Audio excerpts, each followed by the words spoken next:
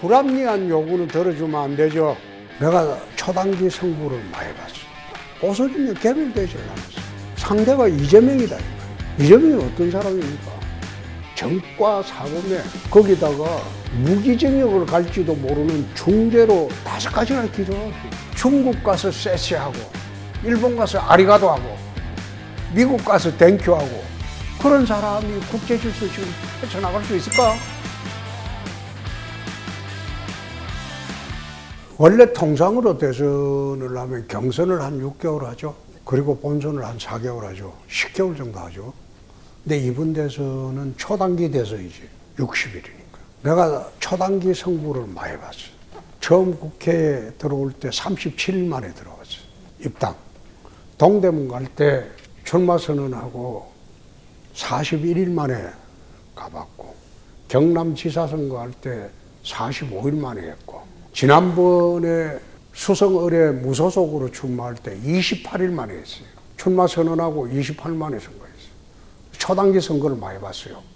그래서 초단기 선거는 선거를 어떻게 해야 된다는 저 나름대로 노하고 있습니다. 이번 선거는 윤석열 정부가 2년 더 하고 정상대선을 할 때보다 역으로 선거하기가 쉬울 수도 있다. 2017년도 탄핵 대선을 할 때는 국민들이 박근혜 탄핵을 한 것은 한국 보수 진영을 탄핵한 거. 그러니까 우리 당 지지율이 4%밖에 안 되죠. 근데 이번에는 한국 보수 진영을 탄핵한 것이 아니라 윤석열 대통령 개인을 탄핵한 거. 그거는 여러분들이 당 지지율 한번 보세요. 엎치락뒤치락 하다가 요즘은 조금 파면되니까 우리가 조금 떨어졌지만은 별 차이가 안 나요. 그거는 우리 당을 탄핵하거나 한국 보수 진영 탄핵한 게 아니라 윤석열 대통령 개인 탄핵했다, 그렇게 보고 있기 때문에 그런 현상이 나타나는 거예요. 그래서 보수 진영 개별되질 않았어요. 그 두 번째, 상대가 이재명이다 이 말이에요. 이재명이 어떤 사람입니까? 정과 사범에 거기다가 무기징역을 갈지도 모르는 중죄로 5가지나 기소가 돼요. 범죄자 됐어요. 대한민국 국민들이 범죄자가 통치하는 나라를 묵인을 하겠습니까? 정상적이라면. 그러니까 선거하기가 어렵지는 않을 것이다. 우리 헌법에 보면 119조 1항이 있고 119조 2항이 있어요. 119조 1항은 자유민주적 경제질서고 119조 2항은 경제민주화죠. 지난 87 체제 등장 이후에 40여 년 동안 우리나라 경제 운용의 기본 원칙은 자유주의적, 자유민주적 기본 질서가, 그 경제 질서가 기본인데, 오히려 예외 조항인 경제민주화 조항이 원칙으로 행세를 했어요. 그렇게 하다 보니까 규제가 강화되고 노동권이 폭발적으로 강해져 버렸고 불균형이 생겨버렸어요. 그래서 이것을 원칙 조항인 자유민주적 경제질서 조항으로 돌아가는 게 첫째 과제입니다. 민간의 자율에 맡기자. 민간의 자율에 맡기지 않으니까 관치경제라는 말이 나오고, 그 다음에 그 요즘 말하는데 불법 파업을 해도 면책조항을 넣어달라고 하고, 그런 게 일상화되어 있잖아요. 강성노조가 지배하는 그런 나라가 돼버렸고, 그래서 그걸 전부 원칙으로 돌려야 돼요. 자유민주적 경제질서로 자유와 창의를 존중하는 경제질서를 확립을 해야 돼. 그게 정부가 할 일이에요. 불합리한 요구는 들어주면 안 되죠. 그래서 그게 자유와 창의를 존중하는 경제질서로 정부가 원칙으로 확립을 해야 돼요. 그리고 규제 문제도 규제 방식을 네거티브 방식으로 바꿔야 돼요. 이거는 절대 안 된다. 나머지는 민간이 알아서 해라. 그렇게 하지 않으니까 신산업이 등장하는데 어려워져요.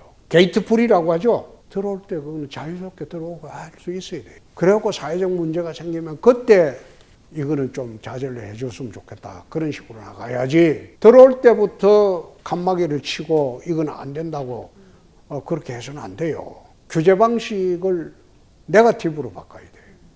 그게 법률 대정비를 해야 돼요. 그리고 세 번째, 내가 집권하면 민관 경제 계획, 5개년 계획을 민간 합동으로 만들어서 대한민국이 나아가야 할 경제 방향을 빠른 시일 내에 확정을 해서 예측 가능한 경제 질서를 만들도록 할 겁니다. 청년들을 위한 정책이라기보다도 미래 세대들이 왜 지금 방황을 할까요? 첫 번째, 장래가 불안한 거예요. 두 번째, 불안만 한 게 아니고 불만이 이제 터져 나오는 거예요. 세상이 왜 이랬나? 이게 미래 세대가 불안한 부분에 대해서 꿈과 희망을 줘야 돼요. 어떤 정책을 구체적으로 내놓더라도 그 불만이 뭔가 또 알아야 돼요. 그 불만 해소책을 마련해 줘야 돼요. 그걸 정책으로 마련해 줘야 되는데 지금 강론으로 들어가서 이게 이렇게 하고 저렇게 하고 하기는 어렵습니다만은 최소한 나라를 운영하는 사람들이 미래 세대의 불안, 불만 이걸 어떻게 해소해 줄 것인가 그거는 좀 알고 대처를 했으면 좋겠다. 막연히 책상에서 대책을 내놓기보다는 현장에서 미래 세대들과 접촉을 해보고 그들의 고민이 뭐고 그들의 가치관이 뭐고 그거 다 알고 난 뒤에 대책을 세웠으면 좋겠다. 그 정도로 하겠습니다. 청년 세대들, 미래 세대를 알려고 노력을 해야죠. 나밖에 없으니까. 이 혼란된 전국을 헤쳐나갈 사람은 나밖에 없으니까. 이 혼란된 전국 헤쳐나가고 나라 수습하고 그래 하려면 스트롱맨이 필요해요. 그냥 좌파 진영에서 한번 빵거 듣고 우파 진영에서 빵거 듣고 하는 사람 그런 사람 필요할까요? 뭐 헤쳐나갈 수 없어요. 이 혼란 전국을 종식시키는 사람은 스트롱맨이 필요해요. 국제 질서도 마찬가지예요. 중국 가서 세시하고 일본 가서 아리가도 하고 미국 가서 땡큐하고 그런 사람이 국제 질서 지금 헤쳐나갈 수 있을까? 부딪힐 때는 강하게 부딪히고 당당하게 해야죠. 나는 나밖에 없다고 생각해요.